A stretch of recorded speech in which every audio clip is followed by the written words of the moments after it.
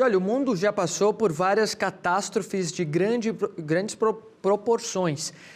Mas 2 desastres nucleares estão no topo da lista de maiores problemas enfrentados pela humanidade. A explosão da usina nuclear de Chernobyl, na Ucrânia, e a explosão da bomba atômica de Hiroshima durante a Segunda Guerra no Japão.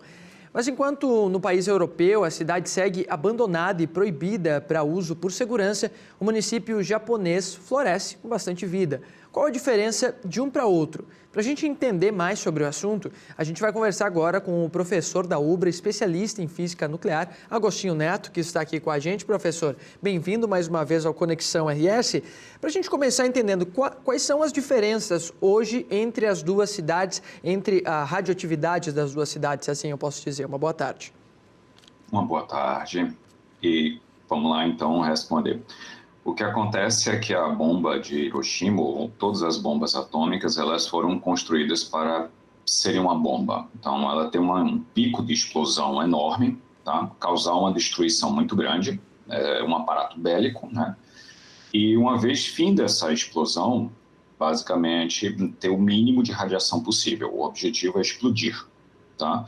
Enquanto isso, qualquer reator nuclear, inclusive o reator nuclear de Chernobyl, ele foi construído com outro propósito, que é, na realidade, sustentar uma reação nuclear para a produção de energia elétrica.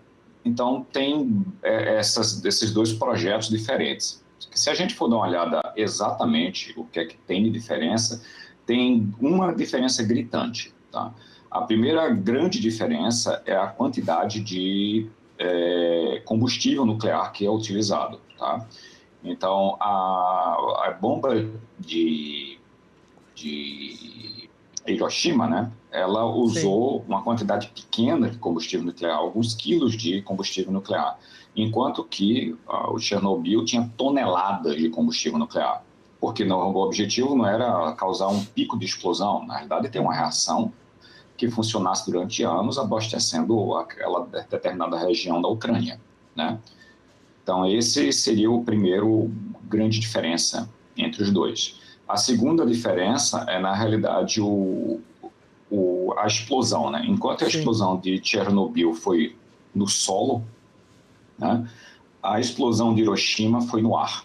As bombas atômicas, para atingir cidades, elas são projetadas para dar uma explosão no ar, porque aí o impacto é maior em toda aquela região. Como ela explode no ar, todo o dejeto nuclear dele é espalhado pelo vento. Então, ele é diluído por uma grande área, causa uma contaminação durante um tempo, mas essa contaminação, com o próprio ciclo da Terra, ela vai sendo absorvida pelo solo, tá? Então, a Hiroshima teve uma radiação, mas depois de um tempo foi embora. Já Chernobyl, o núcleo do reator, que tem toneladas de combustível nuclear, ficou lá e ninguém mexeu.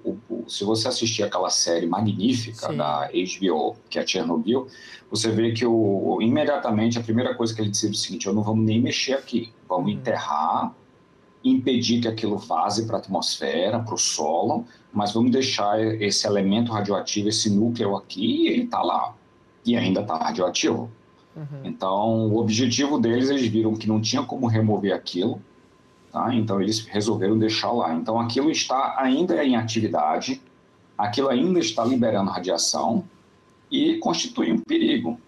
Então, essas 2 diferenças são bem grandes. Eu acho que a principal é a quantidade de combustível nuclear. Então, enquanto Sim. que um tem toneladas, o outro tinha alguns quilos, tá?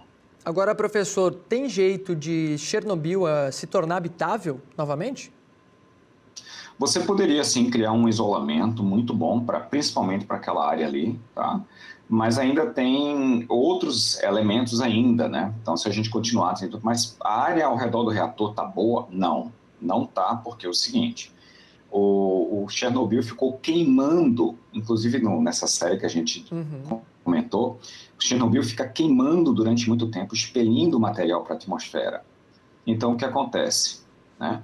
O que acontece é que esse fato dele ter ficado expelindo material para a atmosfera contaminou, gerou detritos radioativos, que são outros elementos como césio, iodo, xenônio, que estão radioativos, as bombas nucleares, elas foram feitas apenas para explodir. Já os reatores, eles têm paredes, têm elementos que diminuem a intensidade da reação, para que não seja uma bomba, seja uma reação controlada, e tudo isso está radioativo. Então, o que acontece é que essas coisas se espalharam pelo solo e descontaminar isso é muito difícil. Se você comparar o que aconteceu com Chernobyl, com vários acidentes, inclusive porque a gente teve um acidente nuclear, que foi o de Goiânia, né? O problema de Chernobyl é que muito do lixo radioativo que vazou para o ambiente é um lixo que demora muito, mas muito tempo para deixar de ser radioativo. Enquanto que o Césio, né, que foi o Césio 137 de Goiânia, ele demorou ter uma vida chamada vida média de uns 30 anos. Então, rapidamente, a região pode se tornar habitável. Enquanto que Chernobyl tem também esses vários outros elementos que, infelizmente, deixam a região muito complicada para habitar. Professor... Mas a vida é uma coisa muito interessante que descobriu-se bactérias que são extremamente resistentes à radiação, que estão crescendo ao redor na região do reator. Inclusive está sendo estudado. Que interessante, assunto para a gente falar numa próxima oportunidade aqui no Conexão RS. Muito obrigado pela sua gentileza e disponibilidade mais uma vez. Por nada, eu agradeço também e até mais. Até mais.